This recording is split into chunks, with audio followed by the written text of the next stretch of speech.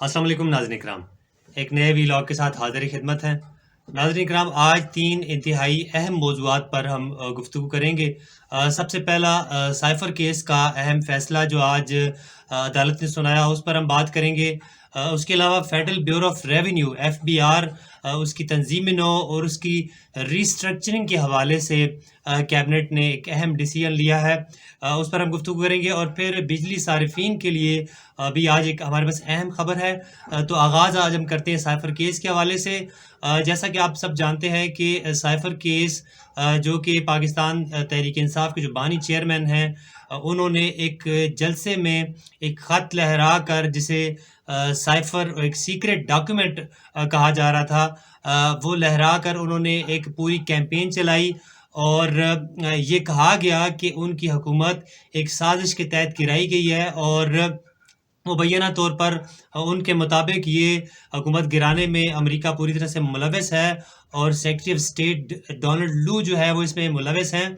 बहुत सारी इस पर बात की गई, बहुत सारी तवील इस पर उन्होंने कैंपेन चलाई, लेकिन आज इस केस का फ़ैसला सुनाया गया है। और सीक्रेट एक्ट की खिलाफ वर्जी की पादाश में बानी चेयरमैन पाकिस्तान तहरीक इंसाफ इमरान खान और साबिक वज़ीर ख़ारजा शाह महमूद कुरैशी को 10-10 साल कैद सुनाई गई है। ये सीक्रेट एक्ट क्या है, इसकी थोड़ी सी मैं तफसीलात आपको बताऊं। रियासत के बाज़ मामलात जो एक सीक्रेट के तौर पर, रियासत के राज के तौर पर जिन्हें रखा जाना बहुत ज़रूरी होता है, उन राजदानों पर ये सीक्रेट एक्ट पूरी तरह से उन पर उसका निफाज होता है, और वो इस चीज़ के पाबंद होते हैं कि रियासत पाकिस्तान, मुल्क पाकिस्तान के जो ये राज हैं उन्हें वो दुश्मनों तक ना पहुँचाएँ, उन्हें वो पब्लिक के अंदर अफ़शा ना करें। चूँकि जब आप किसी भी राज को, किसी भी रियासत की स्ट्रेटजी को आप जब अफ़शा करते हैं, तो उसमें मुल्क की सलामती को ख़तरात लाहिक हो जाते हैं।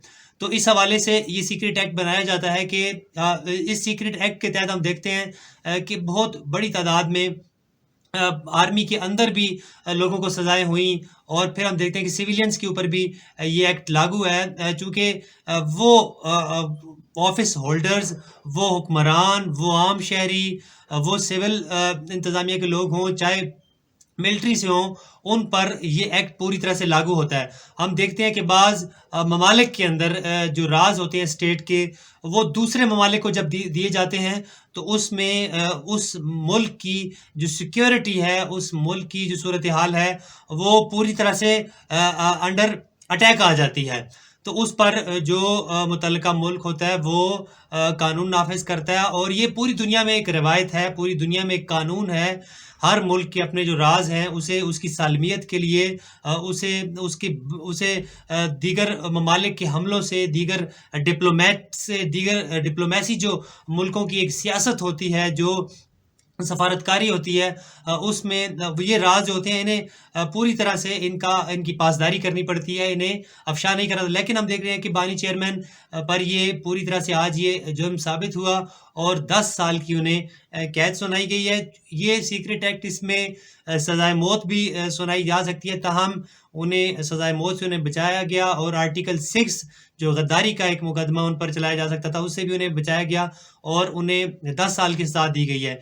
ये अहम फ़ैसला अडयाला जेल में जो अबुल हसनात जो इस केस में जज थे, उन्होंने सुनाया। चूँकि हम देखते हैं कि एक अरसे तक इस केस पर बात हुई, और इस दौरान तल्खी भी हमारे सामने आई। चेयरमैन पाकिस्तान तहरीक इंसाफ बानी चेयरमैन इमरान खान जो हैं, उनकी तरफ से, और शाह महमूद कुरैशी की तरफ से बाज़ मौक़े पर तल्खी का मुज़ाहरा भी किया गया, फ़ाइलों को फेंका भी गया। चूँकि हम देखते हैं कि इनकी जानिब से जो इनके वकला हैं वो पेश नहीं हो रहे थे, और इस केस को डिलेइंग टैक्टिक के तहत एक आगे बढ़ाया जा रहा था। ताहम हुकूमत ने इन्हें सरकारी वकील मुहैया किए, और उन्होंने पूरी तरह इनका दिफ़ा किया। ताहम मीडिया की मौजूदगी में, और कहा जा रहा है कि ये एक ओपन केस था, ये कोई बंद कमरे का फ़ैसला नहीं था। इस पर आज ये फ़ैसला सुनाया गया। इसके पाकिस्तानी सियासत पर क्या मुज़मरात होंगे, पाकिस्तानी सियासत पर इसका इम्पैक्ट होगा, ये बहुत अहम सवाल है। इसके अलावा आज की जो अहम ख़बर है वो फ़ेडरल ब्यूरो ऑफ़ रेवेन्यू, जो पाकिस्तान में टैक्स कलेक्शन का एक अहम इदारा है। चूँकि हम देख रहे हैं कि पाकिस्तान की एक बड़ी जो اشرافیہ ہے پاکستان کی، ایک بڑی جو آبادی ہے وہ ٹیکس نہیں دے پا رہی، اور ٹیکس جو اہداف ہیں ان کا حصول ممکن نہیں ہو پا رہا تھا۔ تو آج جو پاکستان کی جو کابینہ ہے جو نگران حکومت کی، انہوں نے اس کی ریسٹرکچرنگ اور اس کی تنظیم نو کے حوالے سے فیصلہ اٹھایا ہے، اور اس حوالے سے وفاقی کابینہ نے ریونیو ڈویژن کی سفارش پر فیڈرل بورڈ آف ریونیو کی تنظیم نو اور ڈیجیٹائزیشن کی پالیسی دی۔ تو فیڈرل بورڈ آف ریونیو نے ایک پہلے سے تو یہ تھا کہ 2 بورڈ کا قیام عمل میں لایا جا رہا تھا۔ ایک بورڈ جو تھا وہ ان لینڈ جو کسٹمز ہے، ان لینڈ ریونیو کے حوالے سے وہ بنایا جا رہا تھا، اور ایک بورڈ جو تھا وہ کسٹمز کے حوالے سے کیا جا رہا تھا۔ لیکن گفت و شنید ہوئی کیبنٹ کے اندر، وزیر خزانہ اس کمیٹی کو ہیڈ کر رہی ہیں جو پوری ریسٹرکچرنگ کے حوالے سے کام کر رہا تھا۔ اس نے اپنی سفارشات پیش کیں، اور آج یہ فیڈرل پالیسی بورڈ ایک بنایا گیا ہے، جو کہ بورڈ جو ہے پوری طرح سے جو اہداف ہیں ایف بی آر کے، اور جو پھر ایف بی آر کے ڈیجیٹلائزیشن ہے اس کی پالیسی، پرال ایک ادارہ جسے ضم کیا گیا ہے نادرا کے ساتھ، یہ سابقہ ادوار میں اس سارے معاملے کا ذمہ دار تھا کہ ایف بی آر کے جتنے معاملات ہیں انہیں ڈیجیٹائز کیا جائے۔ لیکن آج اس کمیٹی کے سپورٹ بھی یہ معاملہ بھی کیا گیا ہے، بہت اہم معاملہ ہے، چونکہ آئی ایم ایف کی جانب سے جو ہمارے قرض دینے کی شرائط ہے اس کے اندر یہ بھی ایک موجود ہے کہ ہم ٹیکسیشن جو اپنے اہداف ہیں انہیں ہم حاصل کریں۔